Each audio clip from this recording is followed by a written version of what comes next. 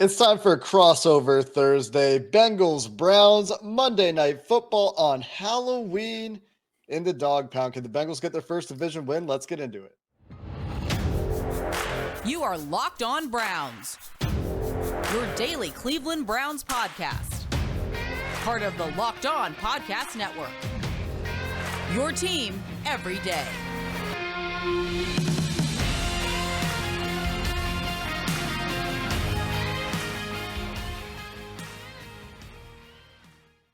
Hello, Ohio football friends, fans. Welcome to another crossover Thursday here on the Locked On Podcast Network. I'm Jake. Let's go along with James Rapine from the Locked On Bengals podcast today. We're with Jeff Lloyd from the Locked On Browns podcast as we get into our first look ahead to Monday Night Football. Crossover Thursday is presented by our friends at Prize Picks. It's so much fun. It's so easy. We've told you all about it. If you're new, then here's the deal. There's no competing with other players. It's just you against the projections. You're going to pick 2 to 5 players and whether they will score more or less than their Prize Picks projection. And you can win up to 10 times your money on your entry. It's really that easy. It takes less than 30 seconds to get an entry in. And we love Prize Picks. We know you will too. First time users can get a 100% instant deposit match up to $100 with promo code Locked On. If you're watching on YouTube, that's down there in the corner. That's prizepicks.com, promo code Locked On. And guys, there's so much to talk about here in the Bengals Browns first matchup of the season. The Browns season, I'm sure, not going as hoped. And really, I would ask mostly about the defense, Jeff, but I'll let you tell me, tell Bengals listeners, tell your listeners, we're getting into week 8 already here. What's the biggest story for the Cleveland Browns right now? I think when you look at this team and the fact that the record is 2-5, and if you actually went through this team and looked at the way the offense has played with Jacoby Brissett, Amari Cooper's made, some big plays here. David Njoku to this point has shown that the Browns, he has, basically rewarded the Browns' faith in him with what he has done. Over the last 4 weeks, you've seen the emergence of a player like Donovan Peoples-Jones. Nick Chubb is Nick Chubb. I mean, I've had countless arguments where I try to tell people I think he's the best pure runner in the NFL. And I think to this point this season, he's probably for the most point proving me right. I think the one thing that has been difficult to this point is to just try to understand what exactly is going on the defensive side of the ball. What everybody thought was, the defense was going to have to play basically lights out to give this offense the opportunity to score whatever points were needed to come out on, basically the correct end of wins. That's not been the case. The offense, in my opinion, with Jacoby Brissett has far exceeded any expectations I really thought that Jacoby Brissett could do for this. Granted, there's been a timely turnover or 2 late in games, but the one thing we did say was don't put the ball in Jacoby Brissett's hands late in games. It shouldn't have been something they had to do. It should have been, play defense. Offense will do enough. Grind the clock out with Nick Chubb, Kareem Hunt late in the game, and that's what you get. Defense, it's a mystery wrapped within a box, and part of this is on the front office.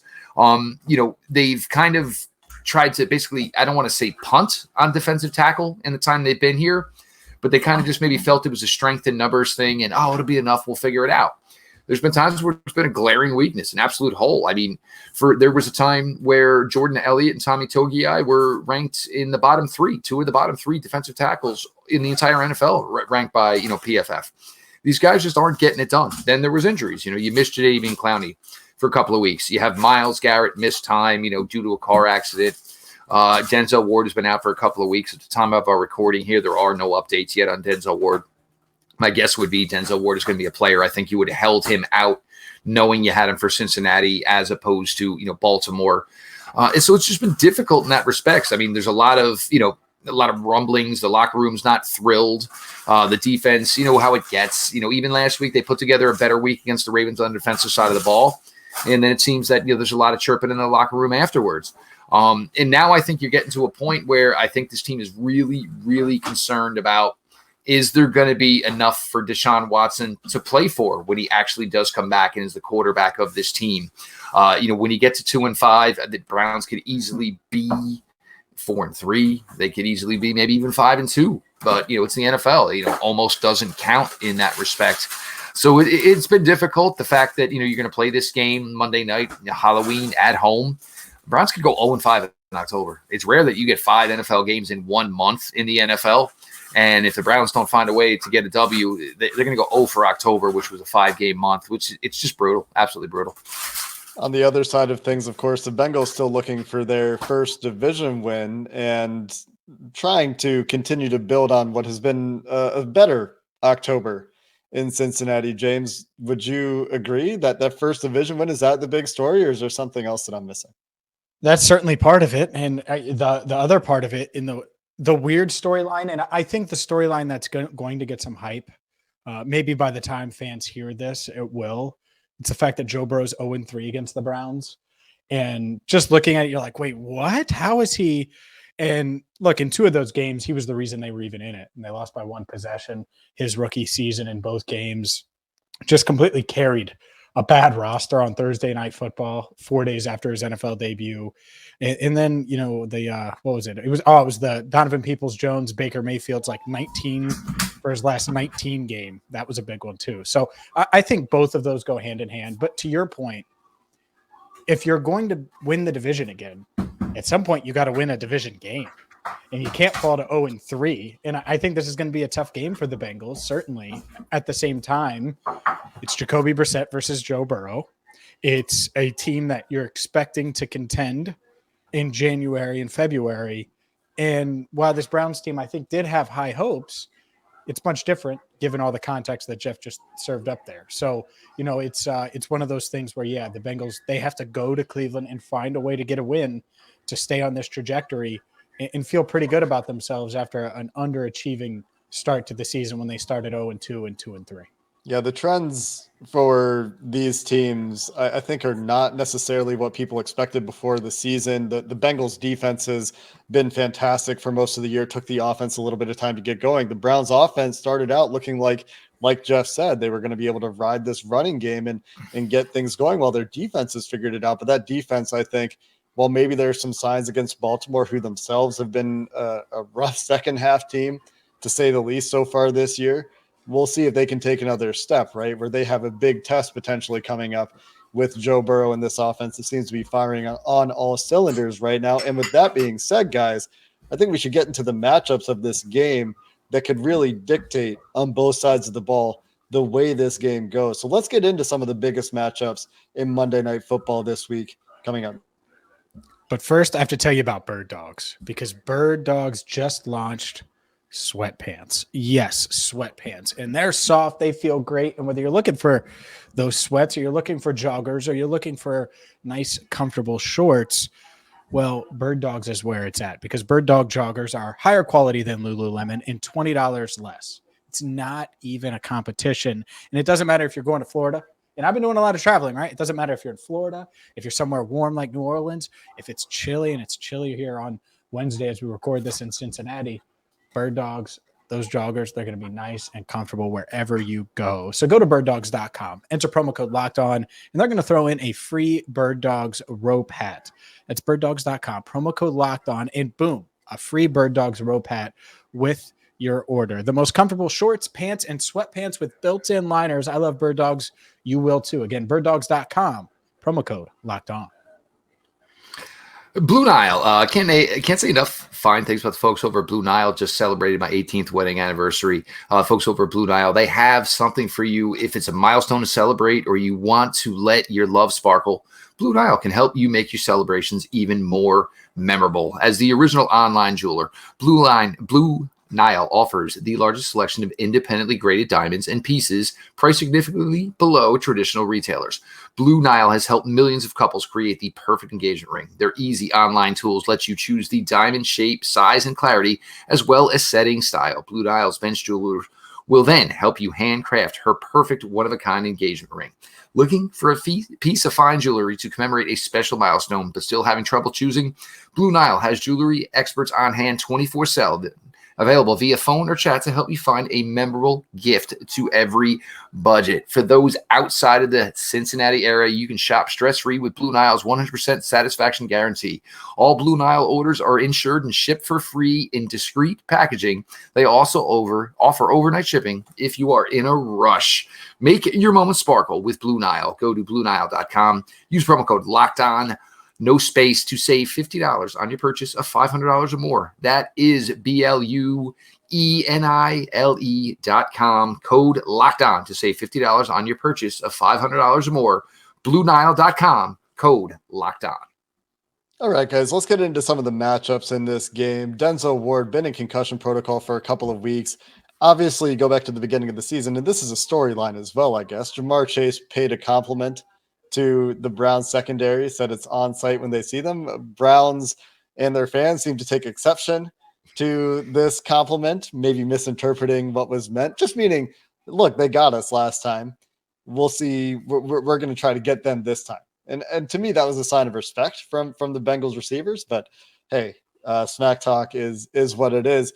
Jeff, when you look at this game, it's easy to point to the receivers as a big matchup that's going to determine things. But what is the biggest matchup from the Browns' perspective that you feel like the Browns need to win in this game if they're going to win this game?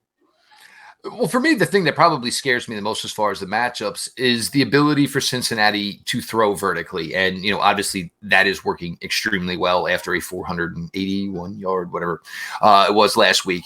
But they do match up well. I anticipate Denzel Ward being back here. Denzel Ward, Jamar Chase, this is going to be something we're all going to talk about for a while. Denzel is obviously, re-signed here for the long term. Jamar Chase in only year 2. These are going to be matchups we're going to, grow accustomed to seeing. I think Greg Newsome showed well in his first matchups last year with T. Higgins. Where it's going to get interesting is, are the Browns going to switch it up a little bit?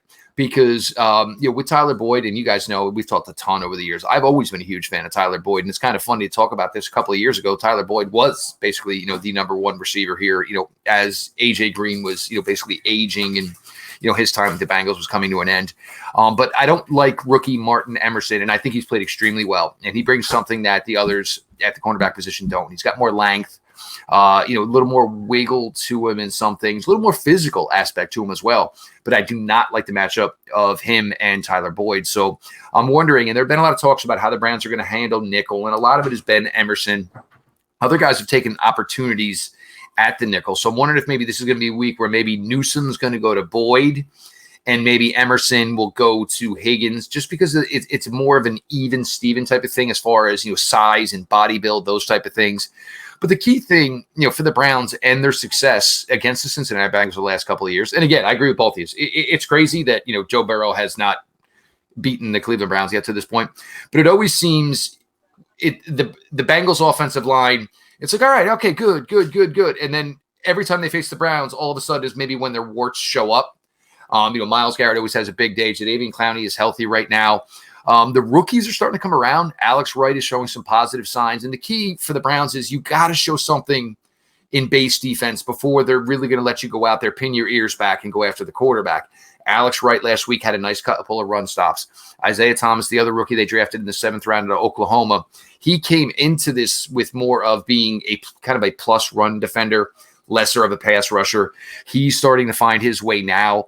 And I think this is key because one thing that I've seen at times this year, and I know the Browns want to get back to it, but injuries limited them, is they'll give up the fact that they don't really have great defensive tackles, because if they can get to 2nd and long, 3rd and long, they kind of want to start running that NASCAR. They want to start running as many defensive ends out on the field as they can. These guys are all kind of built the same. They're all 6'3", 6'4", 270, long arms, all got some athleticism to them. But the key for me is going to be, do they make that move? Because, Boyd's coming off a big week last week. And Emerson's just going to be a nightmare matchup for him. I think it's a much better matchup for Greg Newsome. I would say it's probably a good matchup for Denzel Ward, but I think you're just going to take Denzel and Jamar Chase and just basically let those two just battle it out all day long. But the key for the Browns in success with the Bengals is, whatever the Bengals, pass blocking has been from their offensive line, the Browns have been able to kind of like crack that code, and we'll see if that can be the case here Monday night. Jeff, so you think that Denzel Ward versus Chase, it's going to be one-on-one? And I know Ward had success against they do. I mean, they do not always, chase. But this might be one where it's just easier because, I think those two guys know each other well. And again, I agree with you guys. It was a compliment. Like, I don't understand, what happened there in the communication with only 3 hours, 3.5, 4 hours between Cincinnati and Cleveland. And, what Jamar Chase even says, he basically said, that dude built different. Like, that's basically what he said. Yeah. So it is something I'm concerned about because, other guys just aren't ready for Jamar Chase. They're just not. And, look, I don't know what, top 2, top 3. I know it's been a slow start for him this year a little bit. And, and maybe that's part of the reason why the Bengals kind of started a little bit slow. There's just something about Jamar Chase, man. And he's not, you look at him and he's not built like the most dominant receivers in the NFL are built right now. Normally you're talking your 6'2", 6'3" guys, but he is just so confident in every aspect of his game. Absolute pleasure to watch. If a slow start is on pace for 14, 69, and 15 touchdowns, I'll take a slow start. Well, you throw it a 160 right there. That helps bump up those averages real quick. Yeah. There were some opportunities for Jamar the last couple of weeks, piling on some touchdowns. James, to me, one of the big matchups for the Bengals in this game is going to be dealing with the running game. And beyond that, we talked about this a little bit last week with Atlanta. For the Bengals, game script in this game seems like it's going to be really important. So whether they can control getting the ground game going a little bit, so Myles Garrett and the Browns defense can't pin their ears back and get after the pass rush passer, man, really fumbling the bag here. But on the other side of the things, can they get the Browns out of the running game? I think that's going to be pretty important. But James, what do you think the biggest matchups are for the Bengals side of the ball in this game? It goes hand in hand, right? And, I wouldn't be shocked if the Bengals do win the toss if they receive. Now it's a little different. It's on the road, but getting off to a fast start in that environment, I think is really important. One, because the Browns are trending downward, and that's a good way to do it, is kick your opponent when they're down and keep them down and don't give them hope or confidence early in the game. But the other is what you talked about, the ground game. And so, look, I know Ward had success, but if you want to go one-on-one with Jamar Chase, I've said this, and it's not just because, we're on Locked On Bengals and Browns crossover. I would never guard Jamar Chase one-on-one. I've just seen it too much, and it doesn't matter who it is. And so, maybe he gets the best of Jamar again this week one-on-one, but the Bengals need those guys to win to take pressure off of this defense because they're shorthanded, and Logan Wilson could come back. Trey Hendrickson, it feels like, is going to come back. It's still early as we record this ahead of the Monday night game. But even with those guys, you're talking about the best duo in the NFL running the ball. It's the best duo. I love Nick Chubb. I love what he's about. I love how he carries himself. I love everything about it. He's impossible not to like, honestly, unless he runs, for 200 yards against your favorite team. Then I get fans that don't like him. And Kareem Hunt is the perfect complement, where he's dynamic in the passing game. And I know Bengals fans remember what he did with the Chiefs to the Bengals, but I look back to that 2020 game and the Bengals couldn't get off the field. Now it's a much different defense. I expect the defense to be better. I also don't want them to be on the field a ton because then in the third and fourth quarters, they don't have a DJ Reader. And I think that's going to matter a lot. Who knows how close to 100% Logan Wilson will be. So it's a huge matchup. But to me, the matchup of the game, the Bengals receivers are going to win. Spoiler, they're going to win their fair share. And that's just it. That's what happens. Can you block for Burrow? It's the matchup of the game. Because if you can, then this offense should be able to move the ball. I've watched a lot of teams score a lot of points against the Browns this year. If you can't, then the Browns might be able to control the clock, get the Bengals offense off the field, force some turnovers, get some short fields for Jacoby Brissett and Nick Chubb, and then it really puts you behind the eight ball. So I think that's the matchup of the game. If the Bengals can keep Joe Burrow upright, and you could say that any week, it's just much harder this week when you got Clowney and a guy in Myles Garrett specifically. Clowney's a big name. Myles Garrett's a big name and has huge game, and he's the one I'd be concerned about. And has been right up there with Micah Parsons, right? For the best of his position in the NFL this year, if not better by some measures than Micah Parsons, I would say. And I just want to jump in here with one thing real quick, guys. David Njoku, who obviously will be out for this game, been a major part of the Browns passing game. The question is going to be who's going to do this stuff? Who's going to do this between the hashes, underneath, kind of vertical stuff? So you're going to look maybe for Kareem Hunt to maybe be a little bit more involved in the passing game. Rookie David Bell, rookies Michael Woods. Some of these guys are going to have to step up, make some plays here because David Njoku's been integral. He literally has been integral, and every time it seems like Jacoby Brissett has been in a tough spot, looking over the middle, looking for 85. So the question is going to be, who can kind of, basically, carry that weight with David Njoku out. it's going to be, something low key to certainly look out for, because, David has been a key part for the Browns passing game to this point. And he's been a good blocker as well. On the other side of Sure. the ball for the Bengals, what I was just going to say really quick before we get to our predictions is where they've struggled this year has been with the elite edge rushers of the league, with having to play from behind, with turnovers against offenses that have worse quarterbacks, Cooper Rush, Mitch Trubisky, giving these guys short fields and these big swingy X factor kind of things like turnovers, fumbling a punt return, what you name a thing. Those have been the things that have hurt the Bengals this year, and they'll need to be clean in those areas if they want to win this game as well. Coming up next, guys, let's get in to some predictions. I know it's early in the week, but that's what we do here on Crossover Thursday on the Locked On Podcast Network. So that's where we'll go coming up next. But first, a word from Simply Safe, because you have to keep your home safe. And when it comes to burglars, your home, well, it's like the end zone. And you need the Myles Garretts and the Logan Wilsons and the DJ Readers of safety. And Simply Safe is going to do exactly that. Powered by 24/7 professional monitoring, agents will always have your back, so you know your home is safe. Whether it's that monitoring I mentioned in the agents that are always around to help protect you, the HD security cameras that you have inside, outside, whether it's the sensors on your windows, glass breaking sensors, they have it all to make sure that you stay safe, even when you're traveling. Even when you're, taking the kids out to a long vacation, it doesn't matter. Even when the babysitter's there, they're going to be safe with Simply Safe. You can customize the perfect system for your home in just a few minutes at simplysafe.com/LockedOnNFL and save 20% on your Simply Safe security system when you sign up for an interactive monitoring plan and get your first month for free. Visit simplysafe.com/LockedOnNFL to learn more. Again, simplysafe.com/LockedOnNFL. There's no place like Simply Safe. All right, guys, we need to wrap up with some predictions here. I know it's early in the week, Monday Night Football. These teams haven't practiced yet. The schedules get pushed, but here we are. This is what we do on Crossover Thursday, sponsored by Prize Picks, as we get into some predictions for the football game. Jeff, I'm going to start with you. Football game.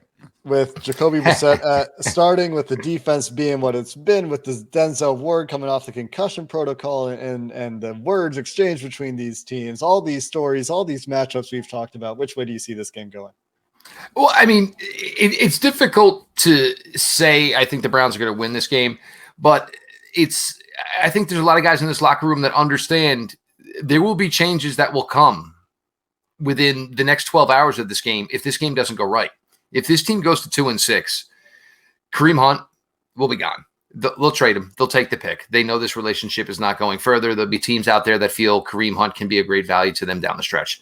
Jack Conklin is another player who could easily be out of here. Does not have a contract for next year.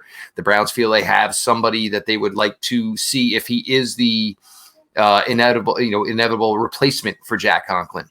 So, I mean, for the Browns, it's like hunker down time. It's, basically, it's in, this is it. I mean, and we heard last week, with Myles Garrett, but things seem like they're going better, That's great. And for the most part, the defense showed a lot better against Baltimore, but game wasn't won, and went to the locker room and, words were exchanged, and, guys, felt their, basically, said and, got off their chest their displeasure with how things are going. So this is it. I mean, the fact that you're going into this and it's no David Njoku, again, early in the week, so our apologies to everybody listening. We don't have nearly the information we would need. Wyatt Teller, I'm not sure if Wyatt Teller is going to be back this week, so the Browns will be down a man there, although, for a whole filled in last week, did a nice job. So the Browns are down guys on the offensive side of the ball. They're already to their third string middle linebacker. Granted, it's a veteran like Deion Jones. This will be his first extensive playing time. But, for me, it's really hard for me to predict a Browns victory at this point. I mean, the Bengals offense is coming in, white hot off a monster week last week. The Browns would have to play small ball basically to, make Joe Burrow, basically in the three amigos at the wide receiver position spectators. And then even still in that respect, you're relying on a Browns defense that's been extremely, extremely inconsistent to this point. I hope for them that, we can get it to at least, 3-5. So there's still more talking points to be had during the bye week and going further until Deshaun Watson comes back. But this team, it just feels like this team has had a lot of opportunities, where Lucy basically pulled the ball away from Charlie Brown trying to kick the extra point. It's the story of the Browns franchise to some degree. And I have Well, James, what do you think? I'm not going to get into what I think about the Browns franchise because I'll probably make somebody on some side of the aisle upset. That's not the goal here. The goal here is to talk football. So, James, Yeah. let's go to you for your prediction. Yeah, look, it's early in the week, and I don't have a great feel for this game yet. And so this may change, Locked On Bengals listeners, so stay tuned. That said, the Bengals are favored according to Bet Online, but just looking at these teams, because I'm not just going to roll with the favorite to roll with the favorite. Joe Burrow is playing out of this world right now. And it's been the past 2 games, maybe a little bit more if you want to say that, the last quarter of the Ravens game, but really the past 2 games, it's looked like, oh man, this is, you want to talk Patrick Mahomes, Josh Allen, Joe Burrow's inching up in that conversation. And he might not be there yet, but the past 2 weeks, he certainly has looked that elite. And so it's just hard for me to bet against him, especially when he knows he hasn't beat the Browns, especially when this Bengals team knows they need to get a division win, and both teams are shorthanded and they have their issues, and it's going to be tough. This isn't going to be some Joe Burrow throwing it all over like he did with the Falcons. It's not going to be that. It's going to be a hectic environment. First Energy is going to be lit on Halloween, but I think that the Bengals are going to counterpunch at the right time because the Browns are going to have some punches in them because they are desperate, like Jeff said. I think they'll counterpunch at the right time and they'll get one. I'm probably going to change the score. I'm literally just throwing out like 26-23, 23-20, something in that range where, I think that Burrow leads them downfield late and they find a way to get a big victory. Kind of like how Miami was close in the third quarter and then suddenly it pulled away and it didn't look close. I don't think it'll be that, but it'll be kind of that same game script where it's ugly, but the Bengals find a way, and then Joe Burrow's talking with national media after the game. Yeah, so much for the Bengals this year in terms of the results has hinged on how they've started games. Even when they won some of those lopsided games against the Jets and against the Browns and against the Jets and the Falcons. Dolphins. It wasn't always pretty at the beginning. I think it was against the Jets. But to me, like I said last week, and like I said earlier in this show, the game script is going to matter a lot here. If the Browns are able to start with the ball, start running, get an early lead, and lean on their running game for the entire game and get the Bengals into a situation where Myles Garrett and Jadeveon Clowney can pin their ears back and get after Joe Burrow, then it could be a much more difficult game. Whereas the last few weeks, we've seen the Bengals totally change their offense, right? Get out of under center altogether, get rid of these under center shotgun tells. And like I said in our film review episode on Locked On Bengals, you're seeing teams not screaming downhill because they know a run is coming, or dropping out and not respecting play action because they know a pass is coming based on the formation. So whether the Bengals can continue to do that and keep the defense honest with shotgun running from Joe Mixon is going to be interesting to me. And the other thing that we need to keep an eye on, because it is early in the week, and I'm just putting a little bit of caution out there, is Jamar Chase, and we'll see how he bounces back from that hip injury that he seemed to aggravate last week against the Falcons. And we don't have an injury report yet, but just something I'm watching because we've seen what happens with the Bengals when they lose T. Higgins and they've gone to just Jamar Chase and Tyler Boyd. These 3 receivers really do feed off each other, and I think that matters a lot. Jeff, any closing thoughts that you want to get out there? It's just that this, I mean, look, it's going to be a fun one. Obviously, the excitement of everything Monday Night Football. You throw in the fact that it's Halloween, and it'll certainly be the Muni lot should lead for a good time, which should lead to a pretty fired up crowd. And the thing is going to be is it going to be a fired up crowd in exuberance, or is it going to be a fired up crowd looking for maybe some heads to roll, as you have a special teams coach, a defensive coordinator that really haven't been close to even consistent this year. A lot of people want to put stuff on Stefanski. Nothing's going to change for Coach Stefanski. They're waiting to get Stefanski paired with Deshaun Watson, but a lot of changes could possibly happen if the Browns can't pull this one out. So there's certainly a big one, and you'd say week 8, obviously games start to get bigger at this point, but could be a lot more riding here for the Cleveland Browns certainly. Even outside of the standings, sounds like organizationally there's a little bit of stress. The seats are getting hot in Cleveland. Well, we'll have you covered on Locked On Bengals for all your Bengals coverage leading into Monday Night Football, and Jeff has you covered on Locked On Browns for the coverage going into a big tilt. Halloween, Cleveland, orange and black, both teams. I mean, orange and brown, I guess, for Cleveland, but Halloween colors on a Halloween game. That's going to do it for this episode of Locked On Crossover Thursday between Locked On Bengals and Locked On Browns. Thanks for making Locked On Crossover Thursday your first listen. For your next listen, check out Locked On Sports Today for the biggest stories and the take of the day. Maybe you'll even see James Rapine, like he did on Locked On NFL, suggesting Tom Brady return to the New England Patriots in that take of the day segment at some point. Until next time, thanks to everybody for checking out. By the way, check it out. Now you have to check it out for context since Jake just wants to throw it out there like that. I mean, he TMZ'd you, didn't he? He TMZ'd you right there. I think that's the context. I'm just saying. Anyway, return was not a word I used. Go ahead. Be acquired by the New England Patriots. Anyways, is that get better? us out of here before I end it. All right. That is going to do it for this episode of Locked On Crossover Thursday. Make sure you check out Locked On Browns and Locked On Bengals for all your coverage leading into Monday Night Football. And we appreciate you listening.